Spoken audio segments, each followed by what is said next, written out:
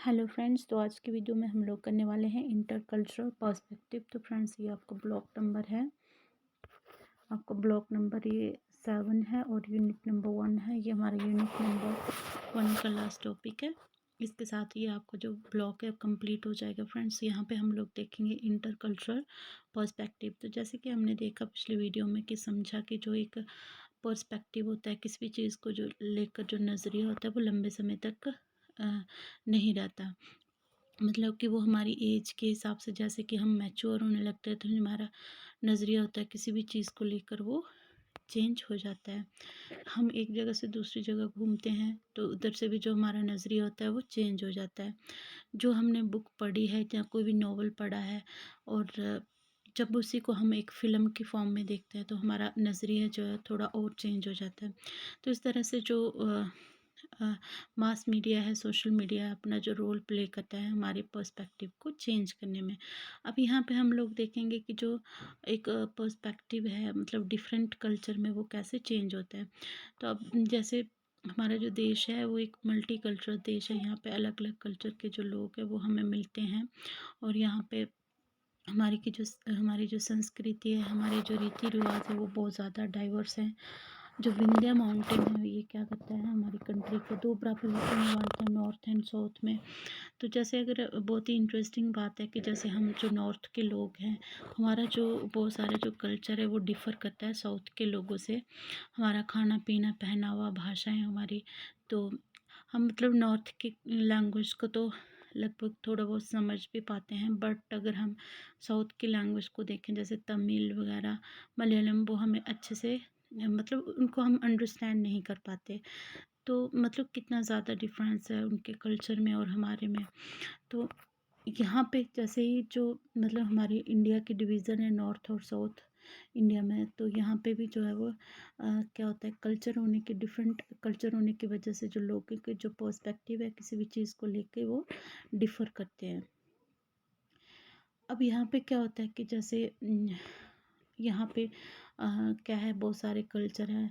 तो मान लो कि यहाँ पे क्या होता है कि एक कोई मैरिज हो जाती है आपकी, एक नॉर्थ इंडिया की लड़की है उसके साउथ इंडिया के लड़के के साथ, या साउथ इंडिया की कोई लड़की नॉर्थ इंडिया के लड़के के साथ अगर उसकी शादी हो जाती है, मान लो हिमाचल में या जम्मू कश्मीर में उसकी शादी हो जाती है, तो अब जो दोनों फैमिली जो हैं उनके बीच में जो कल्चर एक्सचेंज तो हो रहा है, लेकिन उनको यहाँ पे जो है वो बहुत सारी चीज़ों का जो पर्सपेक्टिव है मतलब दोनों के बीच में जो होगा, दोनों फैमिलीज़ के बीच में किसी भी किसी भी इशू को लेके जो उनके पर्सपेक्टिव होंगे, उनकी जो इंटरप्रिटेशन होगी वो डिफ़र करेंगे, यहाँ पे क्लैश आएगा।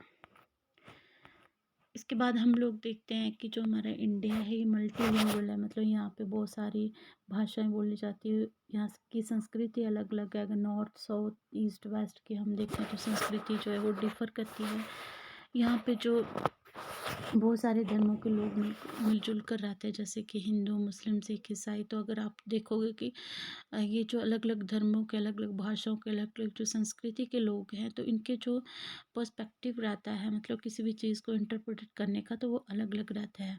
अब मान लो कि अगर आप हिंदू धर्म से हो तो कोई एक ऐसा इशू जिसके ऊपर आपका अलग नज़रिया है, तो अगर आप मुस्लिम के नज़रिए से या सिख के नज़रिए से देखोगे तो उनका जो नज़रिया होगा वो अलग होगा।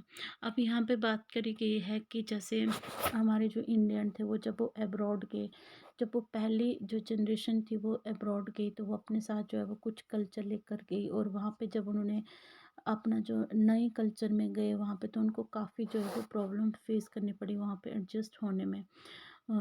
और इससे क्या होता है कि उनको जो पहली जनरेशन वहाँ पे गई तो उनको अपने देश की जो है वो बहुत ज़्यादा याद आती थी अपने घर की। और यहाँ पे अ, जब वो सेकंड जनरेशन की अगर हम बात करें तो उनको उतनी प्रॉब्लम जो है वो अब्रॉड में जाकर मतलब विदेशों में जाकर उतनी ज़्यादा प्रॉब्लम जो है वो वहाँ के कस्टम्स को, वहाँ के रीति रिवाज को अडॉप्ट करने में नहीं हुई जितनी कि पहली जनरेशन को हुई।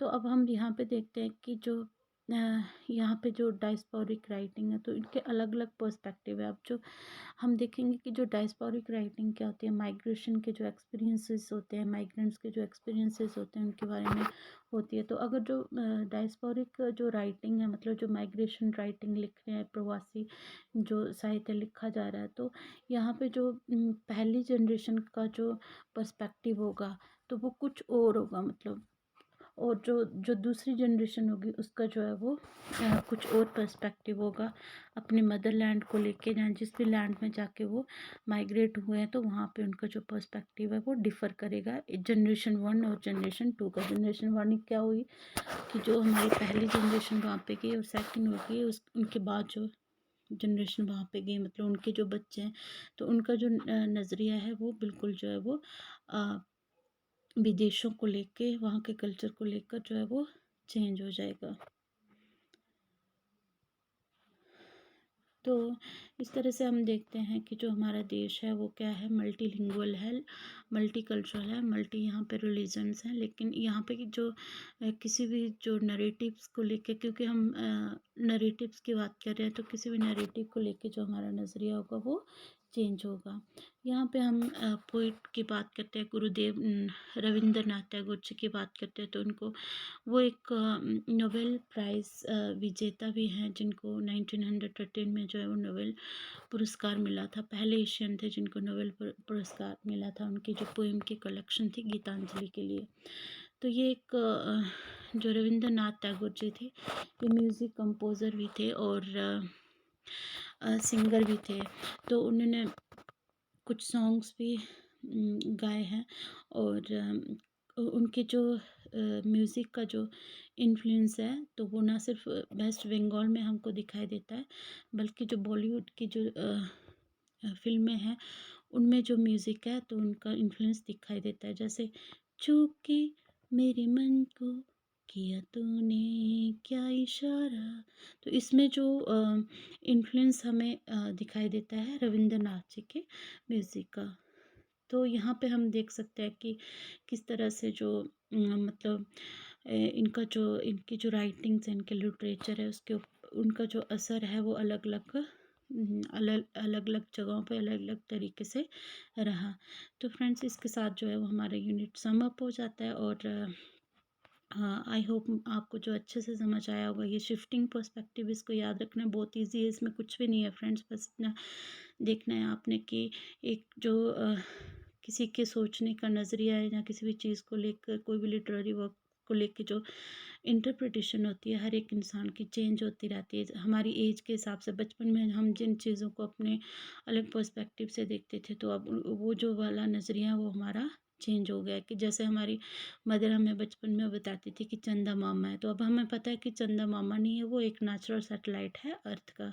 तो ये चीज़ हमें याद रहती है। तो बचपन में हमारी नानी दादी हमें बताते थे कि धरती के नीचे एक बैल होता है, और मतलब भूकंप आता था ना, तो उसी चीज़ से हम लोग डरते थे। तो वो बोलते थे कि वो ना धरती के नीचे एक वो होता है, बैल होता है, वो अपने एक सींग से दूसरे सींग पे धरती को ले जाता है, तो उससे जो है धरती हिलती है। तो अब हमें पता है कि वो धरती क्यों हिलती है, क्योंकि वहाँ पे जो है वो क्रस्ट में डिस्टर्बेंसेस होने की वजह से, प्लेट्स में डिस्टर्बेंसेस होने की वजह से जो है वो अर्थक्वेक आती है। तो हमारा अब जो सोचने का पर्सपेक्टिव है बचपन से बिल्कुल अलग है। तो ये चीज़ें होती हैं, मतलब कि जो हमारा पर्सपेक्टिव है हमारी एज के हिसाब से, हमारी जो जगह के हिसाब से, हम एक जगह से दूसरी जगह जो मूव कर रहे हैं उस हिसाब से जो है वो चेंज होता रहता है।